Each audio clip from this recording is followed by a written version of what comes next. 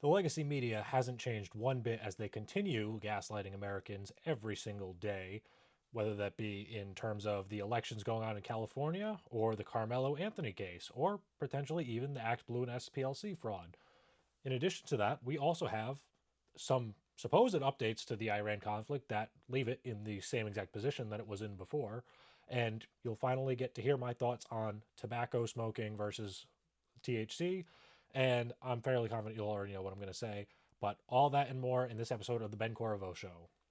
Okay, tonight we have a ton of news that I want to get to. So this might be a longer episode. I'm going to try to make it as quick as I can. So, starting off with, last weekend was the Turning Point USA Young Women's Leadership Summit, and there were a few incidents that happened here. The first was obviously that outside of the event, there's typically protests there because leftists, I guess they don't have jobs. I genuinely don't know because I don't know how they have the time to go out and protest every single one of these events. But they did it here again. Right now, I'm playing on screen a video clip of one of these protesters who had a mask on, reenacting the Charlie Kirk assassination, which is just absolutely absurd that this is happening. It's incredibly disrespectful, and it continues to portray the point that these people don't care about you. They're willing to use violence to achieve their political goals. And when political violence happens, they celebrate it, which is completely wrong, antithetical to the American lifestyle and American politics as a whole. We really should condemn it universally. And on top of that, we actually had one of these protesters get into the event where Erica Kirk was, she had just gotten up for a speech, and this person all of a sudden decided to shout, Erica Kirk protects pedophiles, as you can see here. Erica Kirk protects pedophiles! Erica Kirk protects pedophiles! It's important to remember that happiness comes and goes, and I pray that you find it.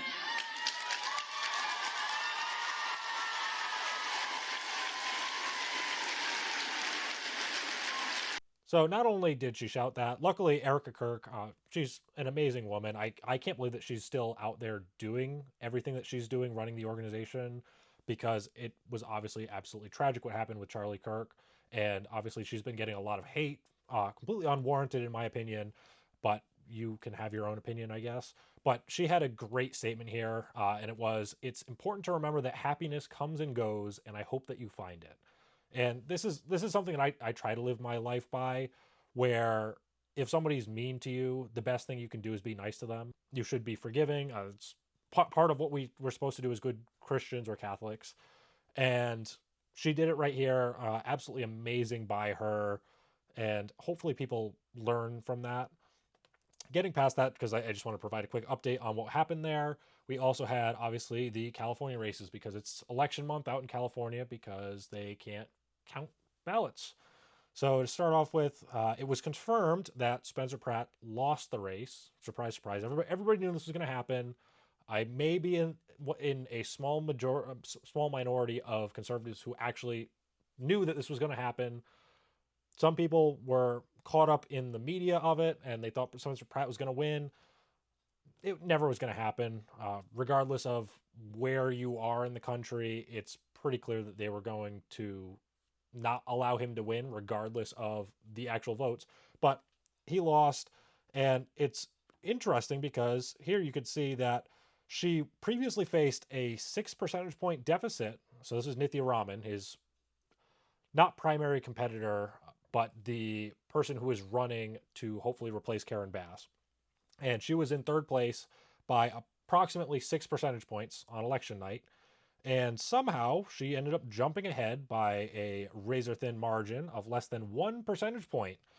And she gained more than 33,000 votes in the daily Los Angeles County polling update, which sounds suspicious. And I believe that you are correct in actually being suspicious of it, because if you actually look at how the votes came in, and I want to preface this that there's this thing called the law of averages, which generally means that if a phenomenon is continuously occurring, you would expect that phenomenon to occur. For example, if you flip a coin 100 times, it's expected that on average it'll be heads 50% of the time and tails 50% of the time. And that's typically how things go. So if you look at the actual ballots, in terms of early voting, we had Karen Bass receive 38.1% of the vote, which that's fair because she's the incumbent. Second place was Spencer Pratt with 27.9% of the vote. And third place was Nithya Raman at 20%. So there's a pretty significant jump between all three of them in just early voting. So now let's look at the election day voting. On election day, Spencer Pratt actually jumped up to about 34%, while Karen Bass got 29%, which this corresponds with what we would expect because Republicans tend to vote on election day. They don't tend to do early voting. It's slowly starting to change. After the 2020 election, people started getting on board with mail-in ballots across the political spectrum, but in general, Republicans still want to vote in person. And then we have in final place Nithya Raman. So as you can see, both of these, she's significantly behind both of them. She's 8 percentage points behind Spencer Pratt in the early polling and about 3 percentage points behind in election day polling. But all of a sudden, in late ballots, she jumps ahead to 38%, which is 5% more late votes for her than Karen Bass, the incumbent. And she's about 20 points more than Spencer Pratt, which is absolutely absurd that somehow all of these late ballots, everything that came in before the election and on election day, was for Karen Bass and Spencer Pratt. But all of a sudden, just enough for her to win, she gets the late votes. So let's get into this because we actually had on Meet the Press this past weekend, there was an interview with Trump where he walked up. So I'll play that clip now. Listen to me. Listen to me. Let's talk There's about Todd tremendous evidence. There's nothing It's but not been evidence. The presented election in a was court of rigged. law. It was a dirty election. Mr. And it's President, happening again right now You've in never California. presented evidence It's happening that the right 2020 now in election California. was rigged. Right now, it's look at what's Where's happening the in evidence California. to that? It's The 4 Republicans days. are doing well in California. California, it's no, they're not. They're dropping fast because it's a rigged election. Let me tell you, it's 4 days, and they aren't even close to coming up with. That's how they count You know the why votes they're in doing that? California. Because they're cheating on the election. Do you have evidence to support all that? I have to do is look. All I have to do is look. That's not evidence. And I listen to people, and let's see what happens. But sir, that's not evidence. Do you think it's appropriate? That's how they count the votes in California. Do you think it's appropriate that they have an election and 5 days later they're nowhere close to picking a winner? State and local officials acknowledge they are slow. They're urging. No, they're crooked. They're urging the votes to be counted quickly. That's how they vote They're in crooked, California. just like you're crooked. Your press is crooked, and Meet the Press is crooked. To be fair, I'm not crooked, but let's Really? Let's Well, you continue. play right into their hands. Then. Let's continue. You're either crooked or you're stupid. You play continue. right into their hands with this rap. You know that these elections are rigged. Your network knows that they're rigged. You know that I won an election in a landslide, and I got 94% bad press. But Mr. President, you know why I you've got never that? presented Because you have no evidence. credibility. But you've never presented evidence that it was rigged. Let's keep talking about. I want to talk about Todd. You Lynch. have more evidence. There's more evidence than ever presented. Let's talk Your about elections you in went this to country, court. we're like a third world country. But, sir, your elections are crooked, and you're crooked, and But, Meet the Press is crooked, Mr. and so President- is ABC and CBS and CNN. But, Mr. President- You're one-sided crooked network. So let's call it quits because I've had enough. Thank you, darling. Have a good time. Mr. President, let's please. I traveled all the way to Wisconsin. I've sat in the traveled rain with all you. the- I know. I I've sat in the traveled rain all the with way you to for an hour, Wisconsin. on and off in the rain, and I've given you enough time. You ought to straighten out your press because you know what? Mr. A President, country can never be We great traveled with a all- dishonest Listen, press. we Come on, let's traveled go. all the way to Wisconsin for this interview.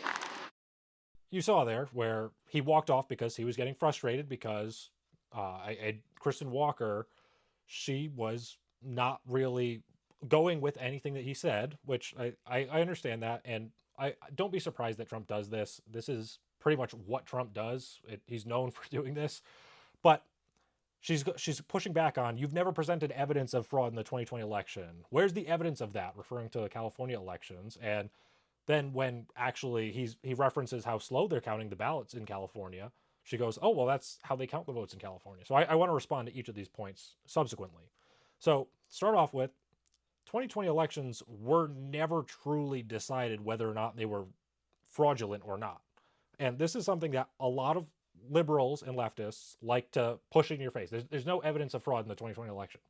Well, if you look at it, there were dozens of cases that were actually put up for this, and all of them were filed. They filed writs of certiorari, which meant that they were seeking the Supreme Court of the United States to actually rule on that case. But the Supreme Court chose to deny all these cases. And why was that? So right here, I have this from Legal Clarity. Why the Supreme Court rejected 2020 election lawsuits. Key legal reasons for case rejection. The Supreme Court's refusal to hear most 2020 election cases rested on several established legal doctrines.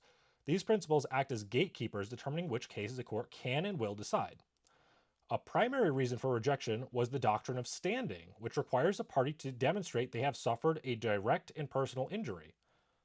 So, any cases that were filed before the election lacked standing because Biden hadn't won the election yet. So, therefore, the Supreme Court couldn't rule on it. Now, let's get to the cases that were taken up after the election had been conducted. Then it goes on, the concept of mootness also played a role in the dismissal of some cases. A case is considered moot if the central legal question is no longer a live controversy. For example, some challenges were not rejected by the Supreme Court until after election results were certified and the new administration had taken office, rendering the case moot. So if you filed the lawsuit before the election, they didn't have standing because nobody had actually been impacted, nobody had been elected. But after the election, it was moot because people had already been elected and therefore you couldn't question it, which is absolutely absurd in the first place. And this is why they are 100% wrong in saying that there was no evidence of fraud in the 2020 election, because it wasn't actually decided. And realistically, the Supreme Court should have taken this up, because if they had, we wouldn't be seeing all of these questions that we're continuing to see in every single election that has happened since then. But what I also find interesting is that obviously one of the big factors in this is the mail-in ballots. And I've cited the source before. I'll probably cite it again. It's this 2012 article by the New York Times titled "Error and Fraud at Issue as Absentee Voting Rises." Yet votes cast by mail are less likely to be counted, more likely to be compromised, and more likely to be contested than those cast in a voting booth, statistics show. Election officials reject almost 2% of ballots cast by mail, double the rate for in-person voting. The more people you force to vote by mail, Mr. Sanso said, the more invalid ballots you will generate. Well, that's interesting, because I thought they said that there was no fraud and there was no evidence of fraud. And that's how they count the votes in California. So, okay, that's fine. Let's just go through all the legal processes that California has and see whether or not they could reasonably be considered to be fraud or encourage fraud in their elections. So obviously we would know that this is the case with mail-in ballots, and California does have universal mail-in voting right now. So that already raises the likelihood of fraud in the election, as I just cited. Now, in terms of registration requirements, in California, so I have this pulled up so you can read it along with me if you're watching this live. If not, I'm going to read it out loud for my audio-only listeners. So, current and valid photo identification provided by a third party in the ordinary course of business that includes the name and photograph of the individual presenting it can be used to allow people to vote. This is in response to the Help America Vote Act of 2002. Let's see. So examples of photo identification include, but are not limited to, the following documents. Driver's license or identification card of any state. Okay, that's fine. That's actual identification. Passport, that's also actual identification. Employee identification card, that could reasonably pass as identification. Identification card provided by a commercial establishment. Now, this, I think, it gets murky here because it depends on the establishment, what information do they have, all that. Credit or debit card, there's no photo ID on that, so it's really just validating your name. Then we get to military identification card. Obviously, that's a valid form of ID. Student identification card, most likely valid ID. Health club identification card. Again, there's not really anything to validate that that's a valid ID, but okay. Insurance plan identification card. Again, no photo ID on that. Or public house identification card. Okay, so that's part one. And then part two. any of the following documents, provided that the document includes the name and address of the individual presenting it and is dated since the date of the last general election, unless the document is intended to be of a permanent nature, such as a pardon or discharge, or unless the date requirements of paragraph F apply, including a utility bill, no photo ID required, bank statement, no photo ID required, government check, no photo ID required, as far as I'm aware. Document issued by a governmental agency. Some of them require photo ID, so that's fine. Sample ballot or other official elections document issued by a governmental agency dated for the election which the individual is providing it as proof of residency or identity. So if you received a fraudulent ballot in the past for, let's say, somebody in your family is deceased and you receive a ballot for them, you could theoretically use that as identification, which is obviously not, that would be fraudulent. Public health, it just goes over pretty much a ton of other ones that were already stated. Then tuition statement or bill issued by a governmental agency. Okay. Again, that runs into the problem of no photo ID. Drug prescription issued by a government doctor or other governmental health care provider. I'm fairly confident that you need to show some sort of ID to get that in the first place, so that's fine. Property tax statement, and it goes on and on. So their registration requirements can be a little bit loose, but it's overall fairly good. That is until Gavin Newsom signed this law into effect. This was 2025, I believe. Oh, I'm sorry. No, this was 2024 that this was signed into law, where Gavin Newsom bans California from requiring ID to vote. So there's no ID required to vote anymore. And this is pinned as a restriction on democracy. As Bonta says here, the right to freely cast your vote is the foundation of our democracy, and Huntington Beach's voter ID policy flies in the face of this principle, which is obviously absurd because you can't really do anything in your public life without ID, at least in most areas of public life. So he's saying that this flies in the face of democracy, which is absolutely absurd in the first place. But yeah, they decided that California cannot require ID to vote. So that inherently introduces or allows for more fraud to occur in the system because there is no measure of validating somebody's identity if you don't have ID requirements. Okay. So those are two things, well, three things really right there where you're already decreasing the security of your elections. Now let's get to signature verification. Now here, you could see that election officials must compare the signature on an initiative, referendum, recall, nominating petition, or paper signature in lieu of filing fee, and any other petition or paper must be compared to the voter's signature or signatures in the voter's registration record. In addition, the elections official must compare the signature on a voted vote by mail envelope and a voted provisional ballot envelope to the voter's signature or signatures in the voter's registration record prior to counting a ballot. So that sounds good. They need to validate the signatures. Now, this goes on to say a signature that the initial reviewer identifies as possessing multiple significant and obvious distinctive differing characteristics from the signature or signatures in the voter's registration record shall only be rejected if two different elections officials unanimously find beyond a reasonable doubt that the signature differs in multiple significant and obvious respects from all signatures in the voter's registration record. So you need two people to prove that there are obvious differences between the two. There's no way to just go in and conduct a better analysis on it, like using computers for signature analysis, nothing like that. No, it's two people visually inspect it, and if they both decide that it's an invalid signature, then that's the case. Which obviously opens up the door to elections officials deciding they like the person that this voter voted for, so therefore they're going to let it pass regardless of what's happening. So again, this makes their elections less secure. On top of that, you can even vote if you can't sign your name. This is from the Disability Rights of California. So not only can you just sign and they can decide whether or not they're going to accept it, but you can make a mark on your legal voting document. And as long as somebody witnesses it and that mark is on your voter registration, that's all you need. So you could literally have anybody vote for you if you have a simple thing on there. And the best instance of this, and I want to thank Tim Pool for actually highlighting this, where this actually is shown on the San Bernardino County signature verification training PDF, which I have up here that you can see. So in here, there is a picture of Kirby. He's a video game character, and that was used as the mark for this voter. And what's even interesting about this specific example is that these two, the one on file is the top one, and the one used for the quote unquote mark is on the bottom. The only thing that is the same between them is that it looks like Kirby.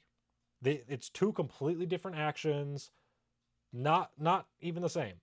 And this counts as a valid vote in California, which means if you just do a smiley face on your voter record, that would be a legal ballot as long as somebody actually marks that they witnessed you sign it, which is absolutely absurd. Again, this is why people don't trust California elections. And even getting past that, let's assume that all that goes through fine. You have a valid person who actually showed their ID to vote, or they are eligible to vote. They actually signed their thing. Well, they could actually submit their ballot after the election if they wanted to. So from that same document where I was citing the initial laws for signatures in California, this is their rule for backdating. So vote by mail ballot identification envelope has no dated postmark. The postmark is illegible, and there is no date stamp for receipt from a bona fide private mail delivery service, but the voter has dated the vote by mail ballot identification envelope, or the envelope otherwise indicates that the ballot was executed on or before election day, and the ballot was received by the elections official in accordance with Elections Code Section 3020, it's a valid vote.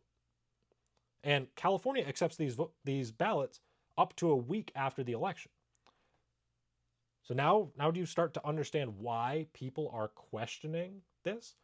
Because if let's say you have the election on Wednesday, that gives you until the following Wednesday to submit your ballot, and all you have to do is write a backdate on it. That's all you have to do, and that will still count as a legal ballot. And this is why people are suspecting that there was fraud in the California elections, because as I showed you in the beginning, that Nithya Raman received an overwhelming number of votes in these late ballots, and these late ballots all happened to give her just enough to edge out Spencer Pratt. Now, getting past just that, where the backdating is obviously absurd, you also have the inaccurate voter rolls in California. So this is from the Public Interest Legal Foundation. This was published last year, September 9th, 2025. They uncovered 95,000 deceased registrants with tens of thousands of duplicates, as well as placeholder birth dates on several registered voters. Now, let's go through these numbers. So there were 94,516 deceased registrants, 57,725 interstate duplicates, where California registrants also appeared on voter rolls for other states. 3,104 were the same address duplicates. 7,677 registrants had placeholder or fictitious birth dates. And 8% of sampled birth dates contained errors when checked against Social Security and Credit Bureau records. This is the state of California elections. And the reason that that's so bad is because if there is an invalid registration, and because there is universal mail-in ballots in California, they will receive those ballots, and anybody can pick them up, because if they're deceased, how are they going to pick up their ballot? They can't. So I'm not saying that it happened, but it is likely that certain malicious actors would pick up these ballots and deliver them and vote however they want without actually going through the proper process. And I just find this interesting because over and over again, Democrats have passed laws that make these elections less secure, whether that be in California. I know Pennsylvania did it in 2020. There were a few of them across the country that this has happened in, but they pass laws that make elections less secure. Then When conservatives question it, we're somehow election deniers. Like literally, they're the ones who are making it less secure in our elections and giving us the opportunity to question them. And like I said before, all this would have been resolved if the Supreme Court had heard these cases back in 2020. Because then nobody could go on the fact and say, well, this was a fraudulent election, therefore we can't accept the results. If they had decided back then that it was fair, then that would have been the ruling. There's not really anywhere that you could go from there. But instead, they decided not to rule on it. And it's even funnier about this because while they call conservatives election deniers for questioning these elections and the results of them because of these egregious laws, they simultaneously in 2000 claimed that the Bush-Gore election was stolen. It went to the Supreme Court, and George Bush actually won, obviously, but they claimed that election was stolen. Then they did it again in 2016 when Trump beat Hillary Clinton, and they actually went further in this one, saying that there was foreign influence, which was disproven. It was a fake dossier. And even some of them have claimed that the 2024 election was stolen with Trump versus Harris. Now, all I'm going to say is that in every single election that they lost, except for I'll give them 2004. They didn't complain about 2004 being stolen. In every single other election since 2000, they have claimed that it was fraud that the other side won. Now all of a sudden conservatives do it and it's the end of the world and we're election deniers. It's absolutely absurd. But this is all theoretical. All these instances are making it easier for fraud to occur, but there's no actual evidence of that happening, wouldn't you say? Well, actually, there is. So in 2025, there was a woman in Orange County, California, who was arrested and charged with 5 felonies because she registered her dog to vote in the 2021 gubernatorial recall election and the 2022 primary election. And the dog's vote was actually counted in the 2021 election. Now, luckily, it was rejected in the 2022 election, but the fact that it was allowed in 2021 and denied in 2022 shows that that there was some level of fraud occurring. I mean, that's absurd in the first place. But getting past that, there's also evidence that certain homeless individuals in California were paid to vote for Karen Bass and Nithya Raman. I'll play the clip now. You live in Skid Row? I live in Skid Row. And then would they come down here and try and pay you to vote? Yes. On a ballot? Yes. How much they pay you? $5. And they said, here, come and vote for these candidates? Yes, sir. They told you who to vote for? Yes. So they told you to vote for Karen Bass or Nithya Raman? Karen Bass. Did you vote for Karen Bass? Yeah. For $5? Yeah. Did you vote? Yeah. Oh, you did for Karen Bass? Yeah. Karen, they told you to vote for Karen? Yeah. They had to sign a little thing. And how much they pay you? It was like $2. $2? Oh, to sign off on a thing to vote for her? Yeah. So they'd say, oh, do you want to vote for Karen or Nithya? Or they just really tell you to vote for Karen, huh? But it was really promoting her, man. They gave you an optional choice, but they tell you who they want you to vote for. Or they tell you who you want to vote for. So like, yo, we'll give you $2, but you got to vote for one of these people. Well, you know, I'm a barterer, man. So I got $4. And you're like, yo, give me $4 and I'll do it. Yeah, why not? Sure. Yeah, so they do this for everybody out here? Yeah, they come out here all the time. How often do they come down here? Probably like 3 times a week. 3 times a week? Hell To yeah. get the ballots? Yep. Wow. And so you know other people too that voted too? Actually, anybody that's registered, dog eat dog. So in that clip, you saw several people claiming that they were paid by various people to actually vote for Karen Bass and Nithya Raman. Now, there's no evidence of this. They're just claiming that. So this is what the LA Times put up about it, that these claims are unfounded claims of homeless voter fraud. Royal LA. We went to Skid Row for answers. Now here they go on and say, LA County election officials responded on X to the video saying that there was no evidence the woman voted for Bass for $5 and that the woman is registered to vote in Inglewood, a separate city adjacent to Los Angeles. Alex Stack, a Bass campaign spokesman, said in a statement the idea that Bass's campaign paid for voters is absurd. It's the same type of false election misinformation and disinformation put out by Trump after he lost the presidency, he said. The Bass campaign concurs with the LA County Registrar saying this issue is false. On Wednesday, Times reporters went to the area where these TikTok videos were filmed, but did not find those 3 individuals. Experts said one-off cases like those, even if true, would be unlikely to change the outcome of an election. A vote here or there that might have been a little fishy in Skid Row, that's not going to be enough to turn the outcome of an election in which we had over 750,000 people voting, said Christopher R. Hallenbrook, associate professor of political science at Cal State Dominguez Hills.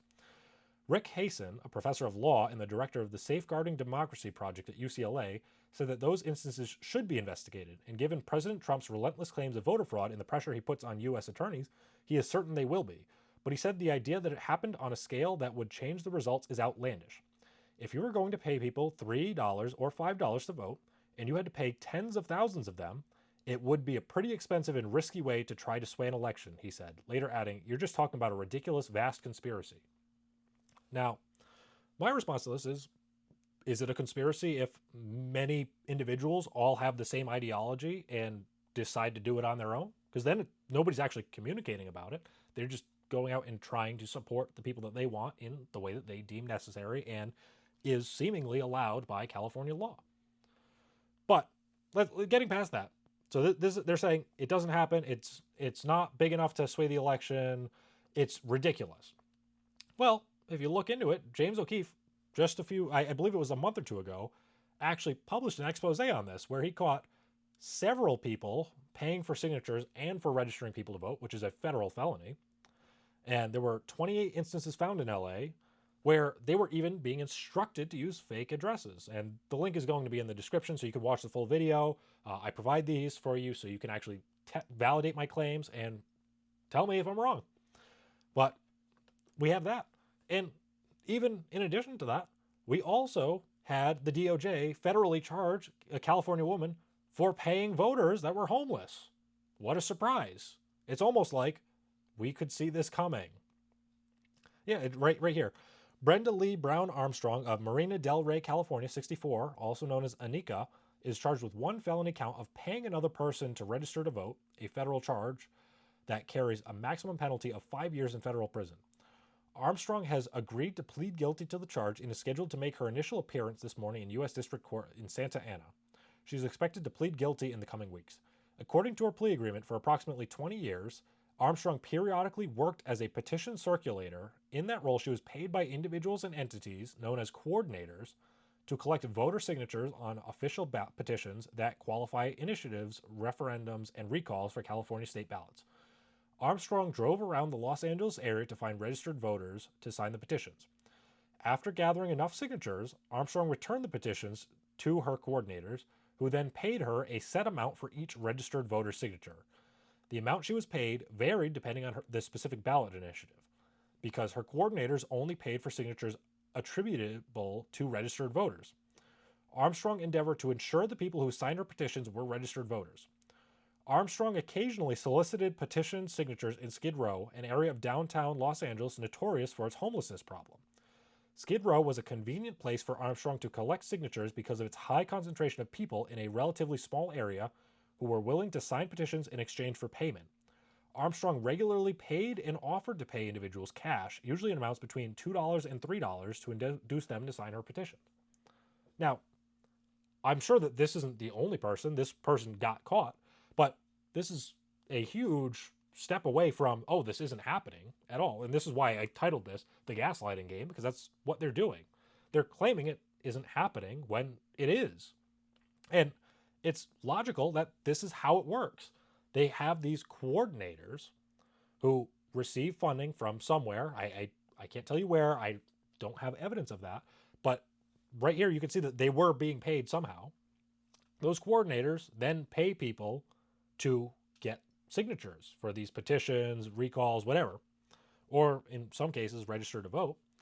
Then these people, while they're going out there and getting the signatures, they're paying the people to sign the referendum, which is illegal. And that's how this operation works. And this is why they have essentially legalized fraud in California. I don't know what person would actually want this happening in America, but the left clearly does. And anytime you question it, you're considered to be an election denier. And when you try to fix the problem, you're anti-democratic.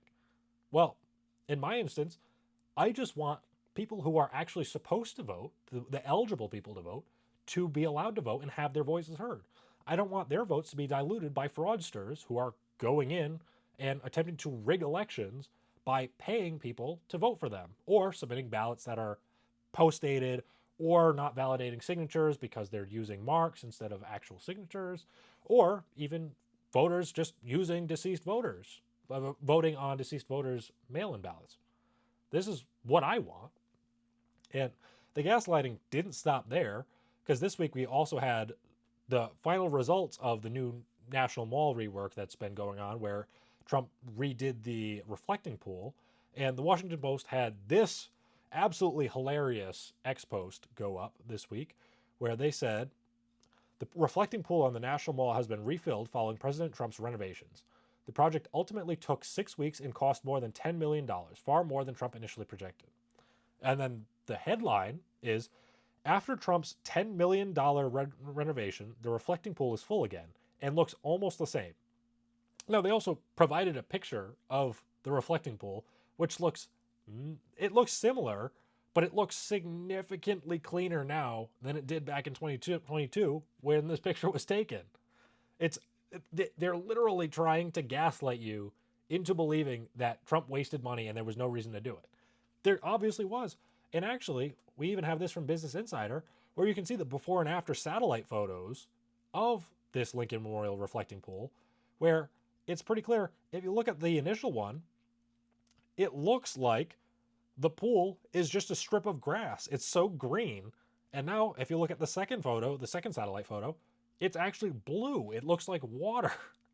So these people are just absolutely insane. And anything they can say to complain about Trump is what they'll say. It's just absurd. Like, I don't care if you dislike Trump. If you dislike Trump, actually have a reason for it and be able to back it up. Don't just make up stuff, or like I said, actually follow the evidence. If you want to make a claim about him, have evidence for it instead of just making stuff up. But this week we also had some huge congressional hearings. We had the ActBlue and SPLC congressional hearings. So first we're going to go through the ActBlue one just because that's a little bit shorter. So I have a quick clip from C-SPAN that I want you to watch, so I'll play it right now. Have no place in American political campaigns. American elections are for American citizens only. Ms. Wallace-Jones, in 2023, I sent you this letter with 5 straightforward questions with a goal of confirming that foreign funds are not in our elections and that ActBlue had adequate fraud prevention measures in place.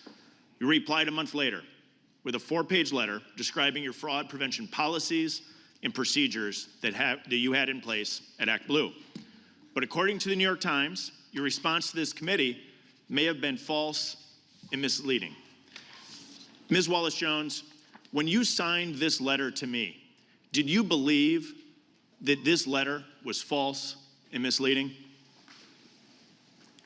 On the advice of my counsel, I respectfully decline to answer this question pursuant to my Fifth Amendment rights under the Constitution. Ms. Wallace-Jones, before you sent this letter, did you believe, was it brought to your attention that this letter that you sent me was false and misleading? On the advice of counsel, I respectfully decline to answer the question pursuant to my Fifth Amendment rights under the Constitution. Well, I think it's important for everybody here to know that according to the New York Times, you've been aware for quite a while that the response you made was likely false or misleading. Did you ever consider correcting the record for this committee when it was brought to your attention that your letter to me was false and misleading? On the advice of counsel, I respectfully decline to answer the question pursuant to the attorney-client privilege and my Fifth Amendment rights under the Constitution. So obviously, this is absolutely crazy. This congressman is going back and forth with the director, Ms. Wallace-Jones, of ActBlue, which is the primary donation platform for the Democrat Party. And he's going back and forth with her, and every single response that she had was pleading the Fifth. And now, this doesn't imply guilt. However, there is evidence that she actually did these things, that she knowingly lied to Congress about this stuff. And that's why it's suspected that she's pleading the fifth.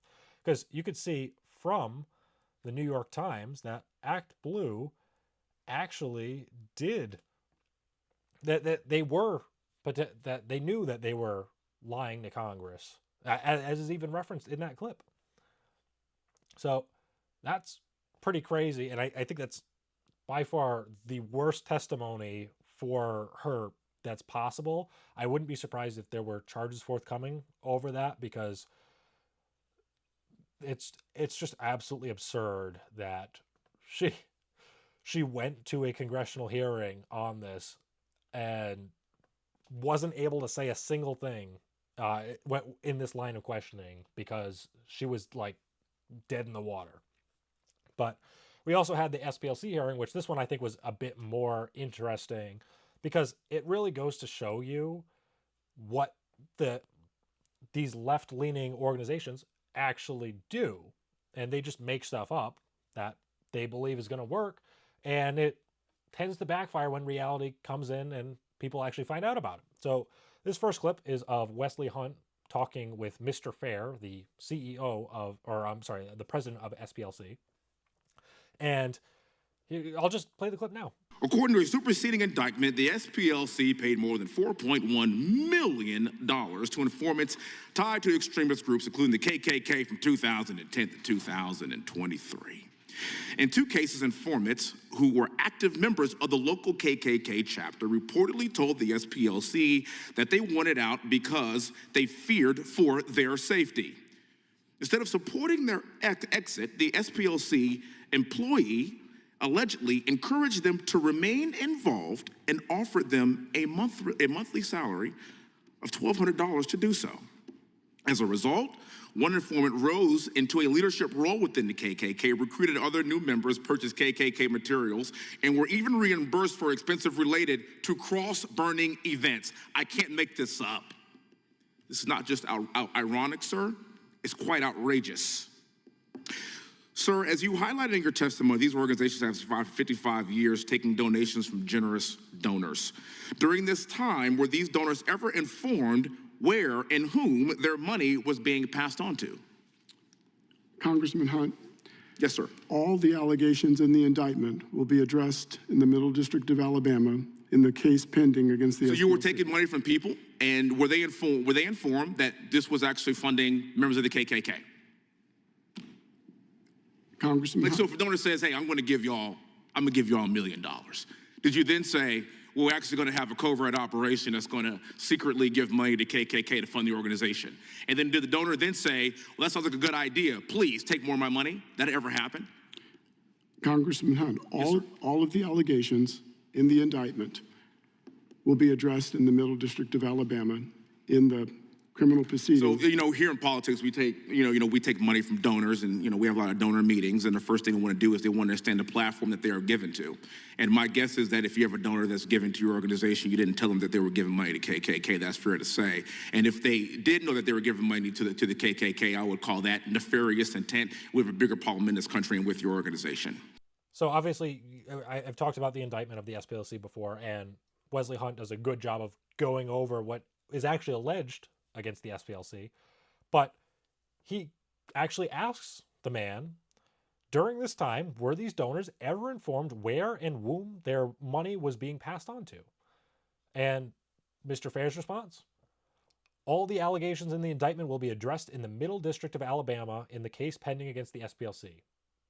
No response. He is giving every opportunity to say, no, we didn't inform them, and that was our bad. We should have informed them that we were actually paying people to inform on these agencies. But he didn't, because that's not what happened. That's what they're claiming happened, but they won't come out and say it because it's likely a lie. Getting past that, we also had Brandon Gill, who I love him. He's a great person on Congress. He's one of the best congressmen up there right now. And he started by questioning on Graham Plattner's Totenkopf tattoo, which I'll play the clip now. Do you have an opinion on this tattoo? I'm not an expert on tattoos. No, I don't. Okay. I can give you a little bit of background. This is a tattoo on Maine Democrat Senate candidate Grand Plattner's chest. That's the Nazi SS death head tattoo. Do you have any opinions on that? If it's what you say, if it's a Nazi symbol, we oppose Nazis. We oppose, I agree, we do oppose Nazis. Do you think if somebody got a Nazi tattoo on their chest, that's indicative that they might be a Nazi? You'd have to ask Mr. Plattner why he has that symbol. I've already said that if it is a symbol of Nazism, we oppose Nazis. You don't think that that's indicative that perhaps he holds Nazi sentiments? It may well be. It may well be. I think, do people who aren't Nazis normally get Nazi tattoos on their chest? Again, I assume they don't. You assume they don't? I would assume so too. I don't know anybody who's not a Nazi. I don't know anybody who has a Nazi tattoo on their chest but is not a Nazi. Do you? No. Do you think that somebody who has a Nazi tattoo on their chest should serve in the United States Senate? I wouldn't vote for that person. I certainly wouldn't either. Do you think that this should disqualify him politically from serving in the Senate? Again, I'm not sure where the line of questions is going. The SPLC, if you're asking me, I'm sorry.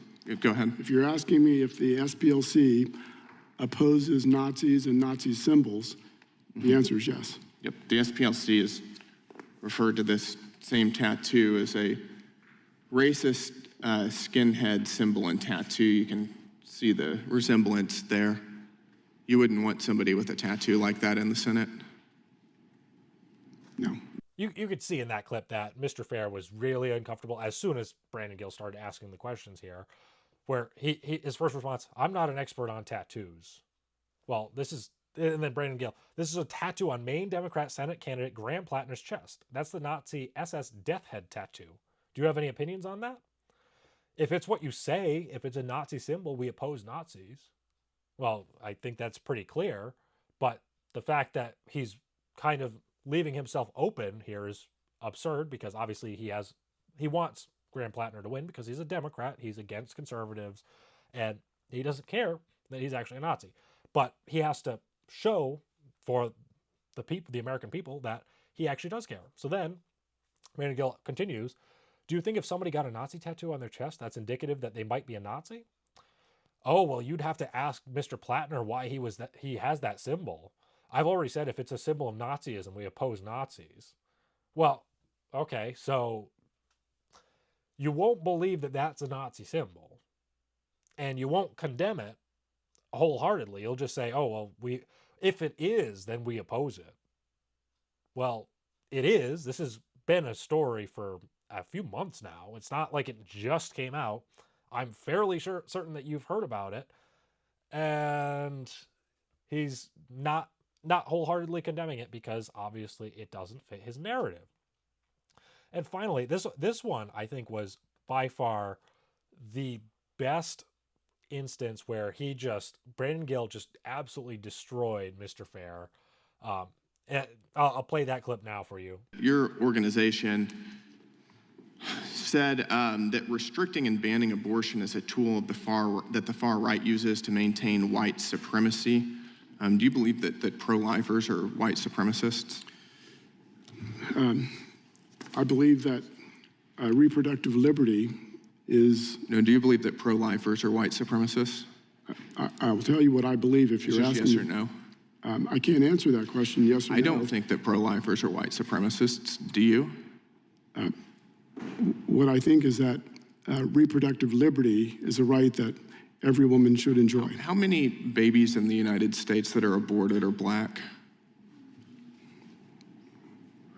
About 40% of abortions nationwide are of black babies. Blacks represent about 13% of the population. Does that sound like something a white supremacist would oppose?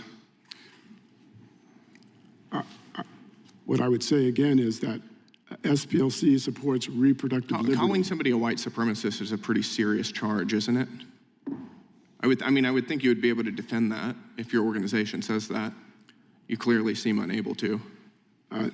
Mr. Gill, I'm not sure why you would think I'm unable to do anything. Because you're the president of the SPLC, which labels pro-lifers as racists. Well, does your organization just hurl around epithets like that without any justification? So this one just puts an absolute nail in the coffin for him, because obviously the SPLC has labeled pro-life people as being white supremacists. And obviously this is absurd. It makes absolutely no sense, because most abortions, or 40% of abortions, actually occur against black babies. And these babies, I mean, the black population only makes up 13% of the population.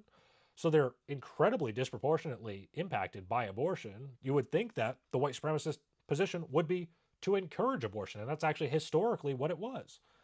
But all of a sudden, the Democrats are still in favor of abortion, and yet it's supposedly white supremacist to be against that.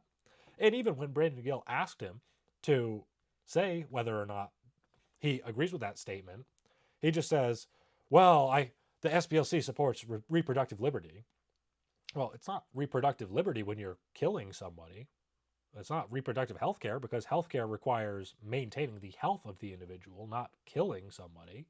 But that's what abortion is. And even getting past that, this final statement is that Brandon Gill says, quote unquote, calling somebody a white supremacist is a pretty serious charge, isn't it? I would think you'd be able to defend that if your organization says that. You clearly seem unable to. And Mr. Fair's response, I'm not sure why you would think I'm able to do anything. Well, that's absurd, because you're the president of the SPLC. I mean, you are the head of the organization that is labeling people as racists, white supremacists, for literally no reason. In fact, in some instances, against the evidence, such as this. Yet they don't care. They're just throwing it around because it gets people to dislike that organization, because many people don't actually look into them. That's why a lot of people don't actually know. I mean, like the Charlottesville thing. That was a huge scandal where supposedly Trump said that there were fine people on both sides. And as I've disproven, as many people before me have disproven, Trump never actually said that. He explicitly said, I'm not talking about the neo-Nazis and white supremacists. But they didn't want you to hear that. And a lot of people don't realize that, because they don't actually do the research to prove that. They just listen to these authorities and take what they say as gospel. And that's why this is such a big deal that the SPLC are being investigated for this, because they were literally lying to people and making the problem worse that they claim to be fighting. And it's just absolutely absurd, because they've set things so much worse. They've made things so much worse for race relations in the country. And speaking of that, we had the Karmelo Anthony trial actually finally decided this week, where it was determined that Karmelo Anthony was found guilty of murder in the fatal stabbing of 17-year-old Austin Metcalf. This was obvious to literally anybody who followed the case and has any sort of objective reasoning, because Karmelo Anthony had been asked to leave 15 times. Witnesses said that he had already unfolded his knife. So it wasn't like he had a non-folding blade. He had a folding knife. He unfolded it and was still holding onto it prior to any indication of any sort of threat. Witness testimony claims that Karmelo Anthony stabbed Austin Metcalf before he could even touch him. So that's absurd. On top of that, that's a lethal response to non-lethal action, because Austin would have at best shoved Karmelo Anthony, and Karmelo Anthony chose to stab him in the heart. And on top of all that, witnesses say that Austin Metcalf said, I'm not going to fight you. This is an open and shut case, and that's what the jury found too. I mean, they had him dead to rights. There was no way he was going to win this case. And despite that, he's actually filing for he's filing an appeal for his case. No allegation of what was wrong about this case. I know that there was some people in the media claiming that it was because there was an all-white jury, which I don't know if that was true or not. I do believe that there were no black people on the jury, but I don't believe that it was an all-white jury. But regardless, that doesn't necessarily mean anything, because from my understanding, the black people that were removed from the jury were all teachers. And obviously, if you're a teacher, you're more invested in the situation. That's why people would not want you as a juror. But the response to this has been absolutely crazy with, I'm not going to say all black people, because I don't think it is all black people, but there are certain people who are extremely identitarian, and they believe that they don't care what the evidence said in this case, and they want Karmelo Anthony to go free. In fact, I'll play this clip now. Does come out that Karmelo was not in fact fighting for his life when he stabbed and killed Austin Metcalf. Do you think that the black community will accept that? If evidence shows that he did not, no, we're going to stand by ours regardless. They stand by theirs. We're going to stand by ours regardless. I'm a mother first. I'm a black mother. Let me put that on there. I'm an African-American mother. So I have to put away my color first and step into the motherhood.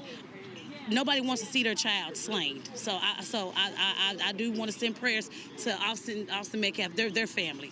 But at the end of the day, I got to think like, okay, what did you do to him or whatever to cause this to happen, the reaction? We got to start taking accountability for our kids. Because then again, if my kid, that's why it's a catch-22, if my kid was Karmelo and I feel like his back was up against the wall, well, I'm going to tell you straight up, better mine than yours.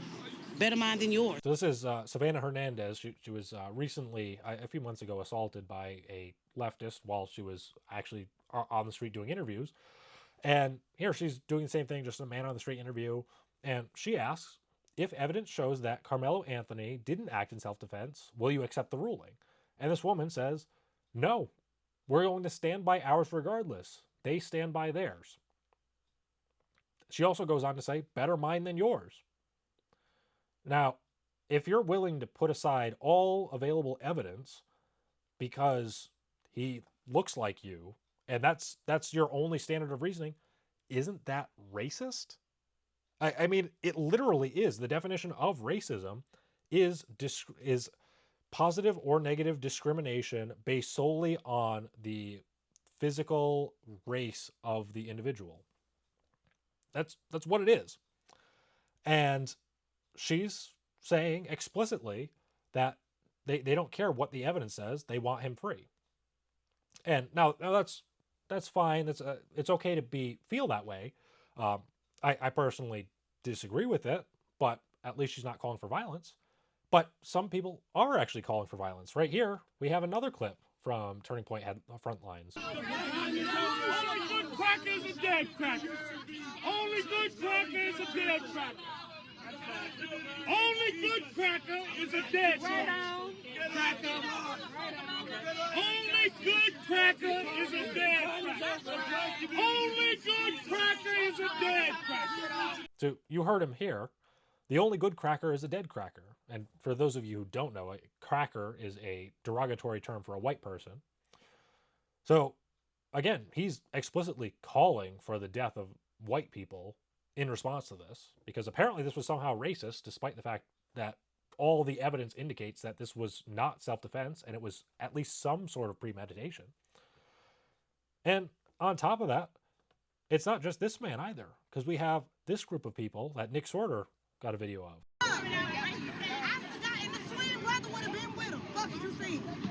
They should have both been arrested. They both should have been dead. The both brothers. Both of them should have been dead. You ask me?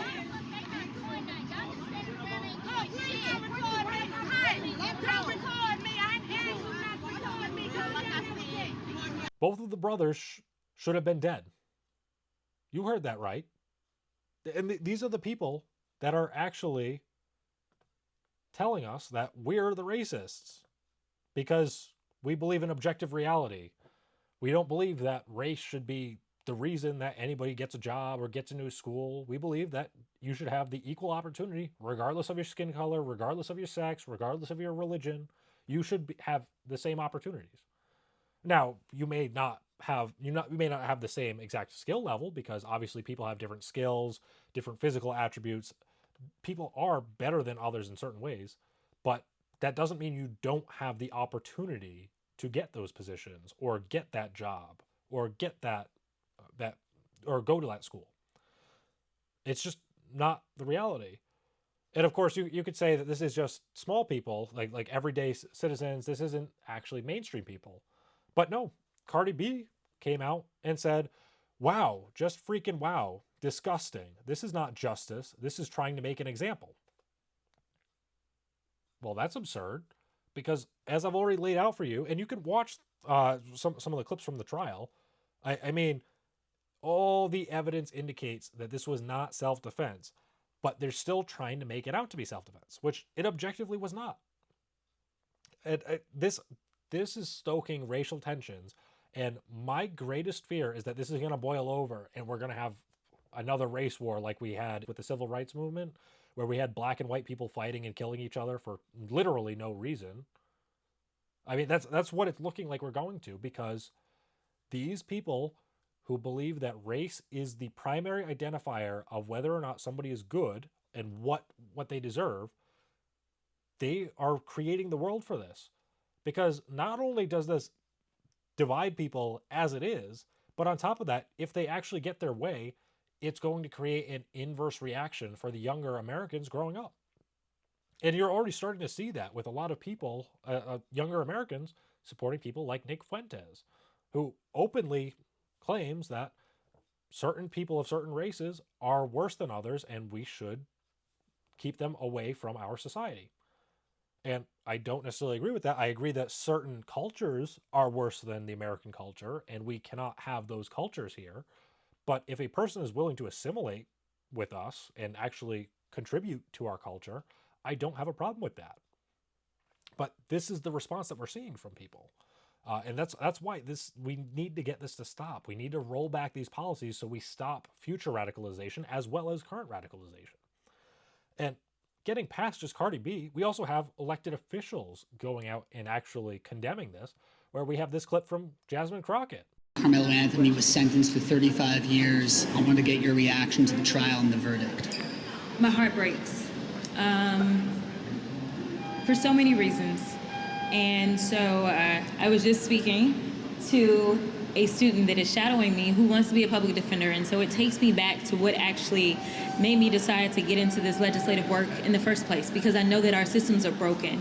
And what we saw with that verdict is the evidence of a broken system. Now listen, from everything that I understand, which I wasn't at the trial because obviously I got a day job, but it's my understanding that Karmelo ended up stabbing, puncturing, I don't know what this tool was that they talk about, knife, or some refer to it as a tool. He ended up hitting Austin one time, and it was about where he hit him. One time, 2 inches. This wasn't someone who said, hey, let me stab you 5, 6, 7 times. And so when you're looking at the punishment range, there's a reason in Texas that it goes from 5 to 99 or life, because you are looking at how intentional, like how bad was this? 35 years for a kid who had decided to go under a tent that was not his team's tent as it was raining, and simply didn't want to be put out in the rain by some random kid that he didn't know who was larger than him. Listen, a lot of people don't know what it is to live as a black person in this country, but just like you can give the benefit of the doubt to so many police officers when they go out and they shoot some black unarmed person, even though they are trained, the fact that there was little to no mercy seen or humanity seen when this black boy said that I was scared, or the fact that honestly anybody else who did something with such a small object, all I know is that it wasn't considered unlawful carrying of a weapon because the blade was not long enough, that they wouldn't even say, well, maybe this was more so something that looked like manslaughter. So she claims that this is evidence of a broken system, that a man who literally committed murder somehow was charged with that murder. Somehow that's evidence of a broken system because of this color of his skin, which is absurd. You shouldn't be exempt from the law because you have a different skin color. Getting past that, she also goes, Karmelo ended up stabbing, puncturing. I don't know what this tool was that they talked about, knife, or some refer to it as a tool. I mean, seriously?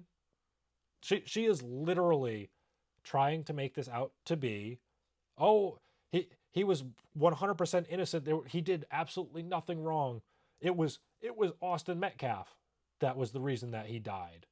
Austin Metcalf is the reason that he's dead. I mean, that's just absurd. On top of that, she also goes further. He ended up hitting Austin one time, and it was about where he hit him. This wasn't someone who said, "Hey, let me stab you 5, 6, 7 times." So, what are we supposed to say? If you stab somebody 3 times, it's okay, but if you stab them 4 or 5 times, that's when they have to go to prison? Is that what we're supposed to do? Because I don't think so. I think that if you stab and kill somebody, you should be charged for it. Because it's very difficult to stab somebody and not mean it. I understand, like, self-defense, there are certain instances where that may be the case, but this isn't an instance of that. There is no evidence indicating this was self-defense. On top of that, she also goes on to say that there's a reason in Texas that it goes from 5 to 99 or life, because in Texas, for murder, you can get between 5 and 99 years or life in prison as a charge. And he got 35 years with parole at half that time, so 17 and a half years. He only actually has to serve 17 and a half years of his sentence. I would say that that's pretty lenient, but she says that this was a lack of humanity. And this was 35 years for a kid who decided to go under a tent that was not his team's tent as it was raining and simply didn't want to be put out in the rain. Well, he was asked to leave 15 times, and people were actually trying to escort him out, and he refused. This wasn't a man trying to stay out of the rain. This was a man who felt disrespected and decided he was going to stand his ground for literally no reason when he was in the wrong. This is what he did. This is the reality of the situation. You can make up whatever messed up world you want to live in, but this is the reality of it.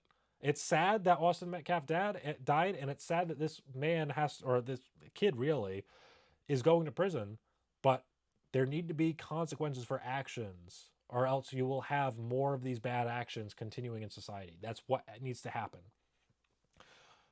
Getting off that note, sorry to get a little bit down there at the end, but we had some quote-unquote updates with the Iran conflict, which I find just absolutely hilarious. So this week, Trump said that there was going to be a huge strike on Iran that they weren't going to be able to come back out of because he was going to strike them very hard. Then the next day, all of a sudden, he said that we were close to a peace deal, that there was progress. I'm calling off the strikes. So once again, and I've said this for like a few weeks now, the state of the Iran conflict has not changed basically since day one. I mean, realistically, we did the strikes, and that's pretty much been it. Then we blockaded the strait. They blockaded the strait. Not really much has happened since then. And I really hope that this is true, that there is a deal close by so this conflict can be over. We can have cheap gas. We can have the Iranians surviving. We can have Americans surviving. No more death. That would be great. But I would say that as this has been the position for about at least 4 weeks now, I'm hesitant to believe this. So I'll believe it when I see it, but hopefully soon it'll be over. Okay, so last week, as you know, I accidentally ran out of storage on my device while I was recording, so I wasn't able to get through the entirety of my show. But one of the biggest things for me doing this is not only do I want to get out the news, but I want to change the culture a little bit. And that's why I have this new segment called The American Standards, where I'm going to talk about cultural issues and what I think about them and how we can return to American traditionalism as opposed to this liberal orthodoxy that we live in now.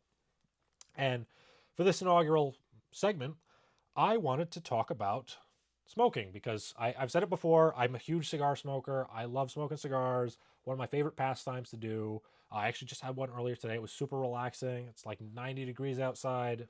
I really enjoyed myself doing that. But Daily Wire had this article go up last week that says, you should never take up smoking unless you want to look really cool. In 1965, 42% of adults in the U.S. smoked cigarettes compared to 11% in 2023. Never has something so prevalent in the culture fallen so far out of favor. Are we better for it? Sure. If we let our lungs dictate public health policy, then bravo cig scolds. You've done your job, but from a broader societal view, one where we examine trade-offs and trends, aesthetics and habits, life's joys versus the firm hammer of the lifestyle police, it's a toss-up. But there is no doubt that something has been lost. And I truly agree with this, because I grew up in the tail end of smoking days. It was really just when they started pushing all the anti-smoking stuff, which I'm not saying is 100% wrong, because there obviously are health risks to smoking. But in general, if there is no major downside to society, you should be able to have the freedom to conduct these actions. For example, smoking, like in when you're outside smoking, I don't have a problem with it as long as it's tobacco. And I went over this in my first episode. I tend to lean more anti-marijuana. I was previously libertarian on it, and then I started seeing studies about how it's actually linked to schizophrenia later in life, and obviously schizophrenia causes issues at a societal level, and that's why I'm anti-marijuana. But it's such a huge thing now because marijuana has basically become the drug of choice across the modern world, realistically. It's difficult to go anywhere, at least in a city, where you don't smell it, like while you're driving, while walking down the street, and it just doesn't smell good. And on top of that, you also have to realize that generally, I'm not saying this is the case for everybody, but generally when you consume THC, it makes you slow and sluggish, and that's not the society I want to live in. I would much prefer a society where people are hardworking, they're actually active, they're more rebellious, I would say, because this is what the foundations of the country were. We were more rebellious people, not sluggish people who just sat back and took whatever was given to us. And when you consider these two drugs, tobacco actually tends to promote that, and it's associated with these things. That's why if you think about punk rock bands, they tend to be smoking cigarettes. And when you think about cigarette smokers, they're going out for like a 5-minute break, and then they're getting right back to work. It helps with focus. And actually, we're seeing now a lot of studies showing that nicotine actually has positive benefits for people, as opposed to marijuana, where, like I said before, it tends to make people sluggish. Certain people say that certain blends make people more alert and whatever, but in general, it makes people sluggish and less willing to do stuff. And that's one of the reasons why I'm against it. But again, the public spaces thing is another reason why. And I actually want to bring up this essay from American Thinker. It's called First They Came for the Smokers, because this is actually a great reason. And I really like this article, or I believe it's an opinion piece, but I really like this because it kind of elaborates on that, because it goes through why people actually stopped smoking and why they were pushing the whole anti-smoking thing in the first place, as well as how they actually lied to you about it. And this was basically the framework they used for COVID. So, like I said, this is called First They Came for the Smokers. And this excerpt says, "The fact that cigarette smoke is unpleasant to many people was not a reasonable argument for the government to impose smoking bans in establishments owned and visited by free citizens. Any bar or restaurant at that time could choose to allow or prohibit smoking in its establishment. The strength of the argument in favor of smoking bans was not rooted in logic, profitability, or liberty, but solely predicated on the idea that secondhand smoke was harmful to the passive customers and employees." Because I'm sure if you've lived in the world in, I would say, the past 2 decades, you've heard the theory about secondhand smoke, about how somehow inhaling secondhand smoke is worse for you than actually smoking, and that's why we need to ban all smoking across the country, which is absurd. Obviously, if you're smoking, you're inhaling all the toxins yourself, and you're not necessarily exhaling it all out, because some of it gets stuck in your lungs. So it's already on shaky grounds. But here they actually go on to elaborate that one crusader for the cause said that nearly everyone agreed that secondhand smoke causes cancer, including the American Lung Association, the American Heart Association, and the American Cancer Society.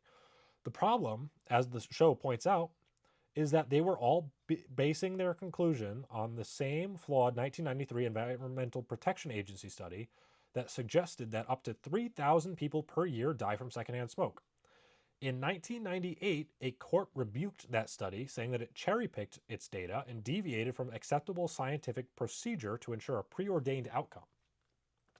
Also in 1998, a study by the World Health Organization reached the unequivocal conclusion that its results indicated no association between childhood exposure to ETS environmental tobacco smoke, and lung cancer risk, and that the risk of cancer from secondhand smoke among adults was not statistically significant. The problem was that those conclusions were buried in the report's findings. Most people didn't read beyond the press release headline, which made a claim that is directly refuted by the findings of the study. It was directing the public toward passive smoking does cause lung cancer. Do not let them fool you.